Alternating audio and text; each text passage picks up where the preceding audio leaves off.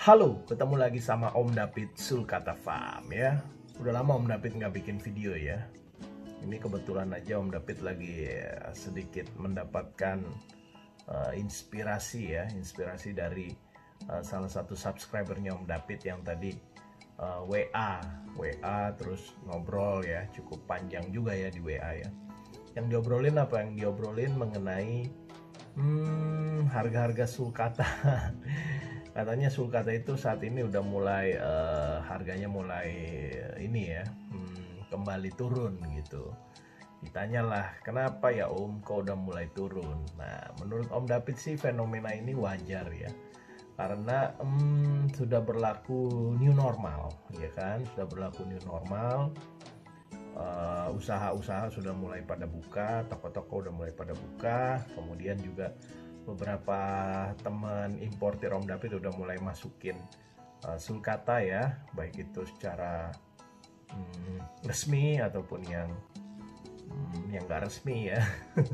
Jadi udah mulai banyak lagi persediaan sulcata di pasaran ya, jadi wajar lah kalau harganya itu mulai stabil ya, mulai kembali ke harga-harga kemarin tahun sebelumnya ya, walaupun belum sampai harga yang sangat disukai oleh calon buyer ya, belum, karena kan kalau masalah pricing itu terkait harga itu nanti dia akan mencapai satu titik keseimbangan tergantung dari demand dan supply, dari permintaan dan penawaran. Nah saat ini mungkin permintaannya masih sangat tinggi dan supply-nya udah mulai banyak ya, jadi harganya udah mulai kembali berangsur-angsur normal gitu. Cuman kalau mau sama persis seperti harga tahun lalu yang bener-bener jatuh hancur-hancuran ya, kayaknya belum ya. Kita nggak tahu nanti kalau udah mulai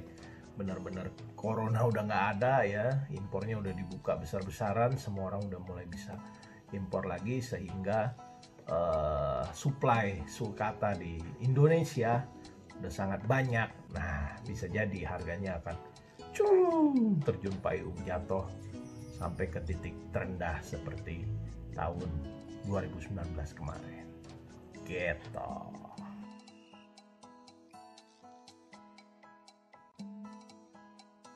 Pertanyaan berikutnya, jadi Om sebaiknya kapan ya waktu yang tepat untuk saya membeli sulcata? Nah kalau tanya Om David ya, ini waktu yang tepat terkait apa dulu? Kalau terkait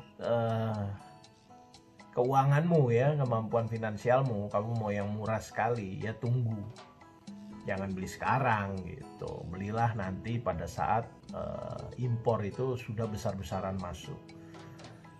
Diketahuinya dari mana Om impor itu udah besar-besaran masuk? Ya gampang, pada saat kamu ngeliat seller itu atau penjual itu mengiklankan sulcata itu besar-besaran. Jadi secara volume, secara jumlah itu banyak. Misalnya pada saat dia ngupload foto itu ada ratusan ya, bukan lagi cuma 5, bukan lagi cuma 10, tapi ada ratusan, mungkin di bak-bak, mungkin di akuarium, di foto, di videoin ya kan.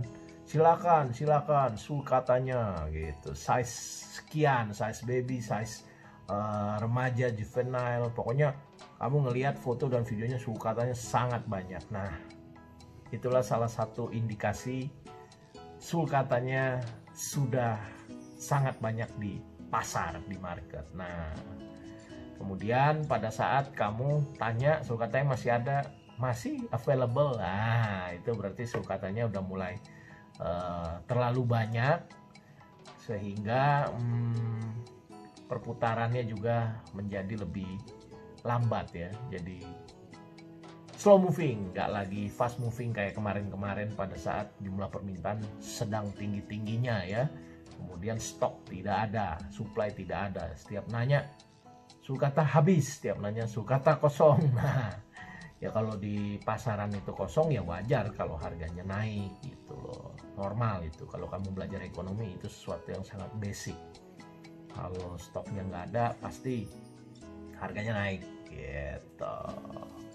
Terus jadi kapan waktu yang tepat ya? Kalau ngelihat murahnya ya nunggu, jangan sekarang. Sekarang masih belum murah ya, masih nggak semahal harga pada saat pandemik dan belum berlaku new normal, tapi nggak murah juga seperti tahun lalu pada saat sangat banyak yang mengimpor sulcata sehingga oversupply, terlalu banyak stok di pasaran, jadi harganya ancur-ancuran. Belum sampai kayak gitu ya, mungkin sebentar lagi, tapi nggak tahu juga. Tergantung apakah sudah diperbolehkan masukkan impor itu besar-besaran ya, dan semua daerah sudah bisa. Biasanya di Surabaya tuh besar-besaran kalau masukin ya, Jakarta juga, kayaknya hampir semua daerah sekarang sudah ada importirnya sih. Jadi stok sulcata sebenarnya sekarang udah aman gitu. Kalau ditanya lagi, kalau saya pengennya sekarang gimana Om? Ya nggak apa-apa, harganya udah mulai berangsur-angsur normal kok, cuma masih lebih tinggi aja, masih agak tinggi dibandingkan tahun kemarin gitu. Terus kayaknya Om David juga udah mulai lihat ada open PO ya. Open PO itu artinya membuka kesempatan buat para calon buyer ya, entah itu reseller, entah itu penghobi, untuk memesan sulcata lebih awal ya, sebelum nyampe di Indonesia. Nah itu biasanya harganya lebih murah ya biasanya, tapi nggak selalu. Ntar kalau udah terlanjur banjir, kamu belinya di harga katakanlah misalnya 1.500, kamu mau rencana jual 2.000 tapi terlanjur banjir, belum tentu balik modal juga di harga 1.500 kamu ya. Kalau strateginya saran Om David, tunggu aja, sabar gitu. Buat para reseller nih, sabar aja, tunggu sampai benar-benar banjir banget, nah barulah ambil di harga paling termurah, lalu coba untuk jual kembali dengan keuntungan yang lumayan gitu ya. Tapi kalau kamu nggak sabar juga dan kamu cuman penghobis, ya beli aja sekarang gitu. Cari yang cocok, cari yang sesuai seleramu gitu. Nggak selalu apa-apa terkait dengan murah ya. Om David dulu beli yang murah, indukan udah 2 kali tuh Om David beli yang murah ya. Mati. Iyalah, orang murah tuh pasti gimana ya. Kalau kebetulan Om David aja kali ya, ceritanya Om David tuh beli murah tapi udah sakit, tapi Om David paksain karena murahnya itu, diobatin nggak bisa, nggak berhasil, ujung-ujungnya mati. Jadi belilah di harga yang normal-normal aja, nggak usah terlalu nyari yang sangat murah. Itu harusnya kalian juga curiga kalau terlalu murah gitu ya.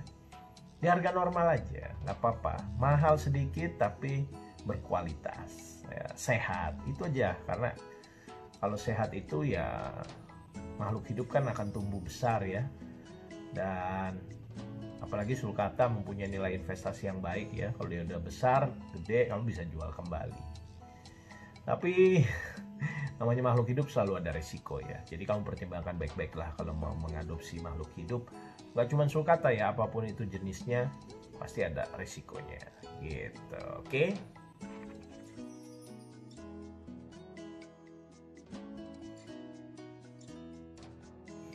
Nah sekarang yang terakhir ya, Om, kalau saya mau ternak gimana Om? Boleh nggak saya ini beli sulcata, karena kebetulan lagi ada open PO indukan gitu ya.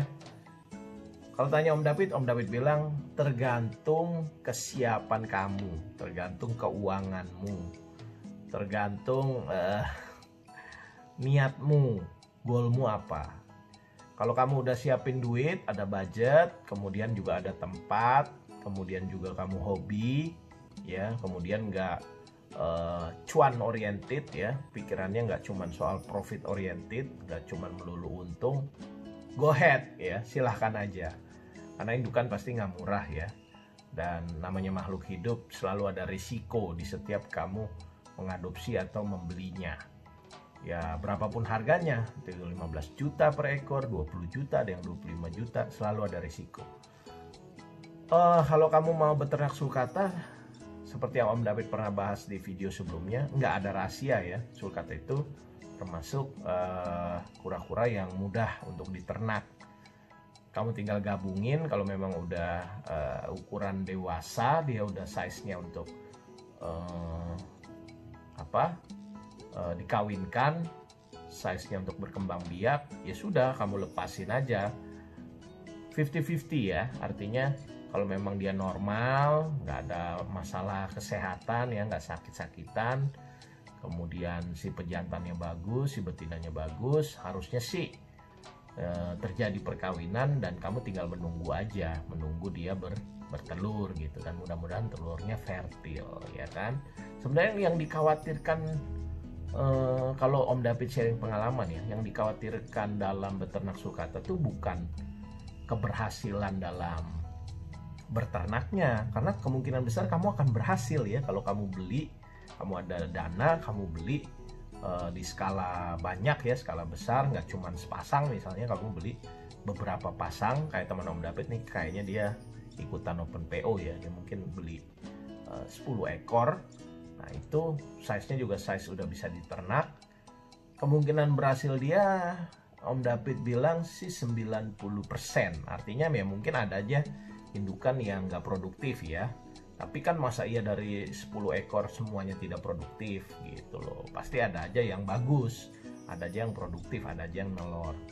Jadi masalahnya itu bukan di berhasil atau tidaknya beternak, bukan. Nah, tapi nanti kalau kamu sudah terjun, udah ngalamin sendiri, ya mungkin baru nyambung ngomong sama Om Davidnya ya. Udah trial errornya juga udah ngerasain, ya suka dukanya udah ngerasain, baru nyambung. Jadi beternak tuh mudah, tapi goalmu berternak tuh apa? Apakah nanti kalau kamu udah punya anakan sulcata yang banyak, semuanya kamu pelihara, kamu gedein? Yakin? Atau goal kamu itu, saya pengen sukses berbisnis, nanti kalau ada anakannya saya jual-jualin Om. Nah, nanti itu di situ challenge-nya ya, itu challenging banget. Artinya kalau memang nanti impor juga sudah besar-besaran masuk, kemudian kamu juga sulcatanya udah pada bertelur dan menetas, kamu akan bersaing secara luar biasa ya dalam memasarkan dan menjual anakan sulcata kamu, karena sulcata itu kan barang hobi. Kemarin itu memang terjadi anomali itu kejadian yang nggak biasanya ya, di luar normal. Anomali itu artinya ada yang aneh, artinya semua orang kok tiba-tiba jadi pengen punya sulcata, tiba-tiba ngetrennya tuh melebihi tahun-tahun sebelumnya. Ya sulcata semua orang udah kenal ya, kalau yang main reptil, main kura-kura, dia lucu dan memang harganya relatif murah sehingga, dan mudah dipelihara, sehingga seperti sesuatu yang wajib dimiliki oleh pencinta reptil, pencinta kura-kura, karena ya itu tadi, terjangkaunya itu. Tapi belakangan ini pas masa pandemik ya, pada WFH semua ya, work from home, kok tiba-tiba orang-orang yang tadinya nggak suka kura-kura, nggak suka reptil, nggak suka binatang, jadi ikut-ikutan. Nah, jadi permintaannya meningkat sangat drastis ya. Tapi apakah keadaan seperti ini akan terus-terusan? Nah, itu yang harus kamu hati-hati. Kalau menurut Om David, enggak ya. Ada di situ ada anomalinya. Ada faktor atau variabel X-nya yang membuat sulcata itu luar biasa dicari pada masa pandemik. Tapi kan sekarang udah mulai new normal ya. Kita juga berharap yang terbaik supaya corona juga selesai, semua orang juga udah mulai bisa mencari nafkah ya. Kasihan kan orang-orang pada nggak bisa keluar rumah ya, pada nggak bisa berbisnis, pada nggak bisa cari pendapatan. Kesian pada punya keluarga, pada banyak yang harus dicukupi kebutuhannya. Ya, kita berharap corona segera selesai, ekonomi kembali berputar dengan baik. Nah, jadi orang-orang juga kemungkinan besar nggak lagi mikirin hal-hal yang terkait sulcata. Kalau memang dia nggak hobi. Nah, kalau kemarin tuh hobi nggak hobi kayaknya faktor X-nya itu kayaknya pengen punya. Nah, beda ya. Nah, di situ nanti challenge-nya pada saat anakanmu banyak tapi kok nggak laku. Ya, kalau mau laku harganya dibuat sangat murah, tapi kalau dibuat sangat murah nutup nggak biaya-biaya yang sudah kamu keluarkan, biaya investasi, biaya perawatan, biaya pakan, dan lain-lain. Tapi nggak apa-apa, coba aja dulu. Dan Om David dukung. Kenapa dukung? Karena Om David suka kalau kalian itu beli-beli indukan sulcata. Om David sih nggak ikut-ikutan. Karena apa? Karena Om David juga menjaga stabilitas perbandingan para indukan di farm ya. Nggak boleh gegabah, karena kalau gegabah itu bisa ngerusak ritme produksi para indukannya. Itu pengalaman Om David. Tapi kalau ada yang murah-murah, Om David siap kok nampung ya. Loh, kok murah Om? Ya biasanya kalau nanti banjir indukan ya, ada aja orang-orang yang butuh duit atau BU ya, terlanjur beli, ternyata ada kebutuhan yang lain sehingga dijual lah indukannya itu. Baru nih Om David nampung. Strateginya gitu ya. Biasanya sih ada aja. Ya, makanya Om David berharap indukannya cepatlah datang. Semua pada beli. Nanti ada aja yang entah itu dia baru tahu sulitnya, baru tahu pengeluarannya, baru tahu challengingnya beternak, dan berapa duit yang sudah dikonvert menjadi para indukan, worth it atau tidak worth it-nya. Nah, mulailah itu nanti. Kayaknya lebih baik saya jual aja. Nah, kalau memang nanti mau dijual, tawarin Om David ya. Oke, satu lagi terakhir ya.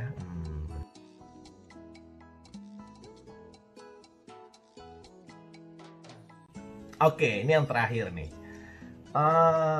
Om David, saya ini terlanjur sayang sama sulcata yang saya udah adopsi. Tapi saya tuh niatnya sebenarnya pada saat beli sulcata itu pengen menjadi nilai investasi dan pengen saya jual kembali. Saya memang hobis, tapi pendapatan saya ya segitu-gitu aja sih. Jadi kalau bisa mendapatkan keuntungan dari jual beli sulcata, saya mau aja. Gimana sih rahasianya atau caranya atau tipsnya? Nah, menurut Om David ya, sekalian menutup video ini, Om David bilang, kalau memang sudah untung atau sudah profit dari pas kamu beli, terus sekarang mungkin ukurannya udah bertambah atau karena pandemik tiba-tiba harganya naik, jual. Menurut Om David jual aja. Kecuali emang kamu sayang banget, udah bonding banget dan nggak punya niat untuk menjadi seller, ya kamu keep aja. Tapi kalau kamu niat pengen belajar menjadi seller atau reseller, udah untung, entah karena size-nya, entah karena faktor pandemik jadi harganya berubah drastis jadi lebih mahal, jual aja gitu, nggak apa-apa, nanti beli lagi ya. Startnya dari situ. Jadi kita belajar jual beli. Kalau kamu nggak pernah jual, ya kamu nggak dapat experience-nya. Kalau nggak dapat experience-nya, ya akhirnya nggak terlatih. Kadang-kadang kan orang tuh bisa karena biasa ya. Practice make perfect. Jadi kalau kamu belajar jual beli, rasa-rasanya nanti kamu akan sukses berbisnis sulcata ya. Jual kalau memang udah ada kelebihan untung, kemudian nanti beli lagi, kemudian kalau memang udah untung jual lagi. Begitu seterusnya ya, lumayan dapat margin ya, dapat margin, dapat keuntungan, jadi bisa kamu putar gitu. Saran Om David sih itu. Ini videonya udah cukup banyak ya, walaupun juga ngalor ngidul pertanyaan-pertanyaan beberapa yang memang ditanyakan ke Om David yang Om David pilih untuk dijawab. Ya mudah-mudahan bermanfaat ya. Om David juga nggak tahu bermanfaat atau enggaknya, karena Om David lagi iseng aja, belum bisa tidur, jadi Om David bikin video menjawab beberapa pertanyaan dari teman-teman. Oke, thank you udah ngikutin channelnya Om David. Jangan lupa yang belum subscribe, tolong di subscribe, di like, di share, juga di komen. Bye bye, good night.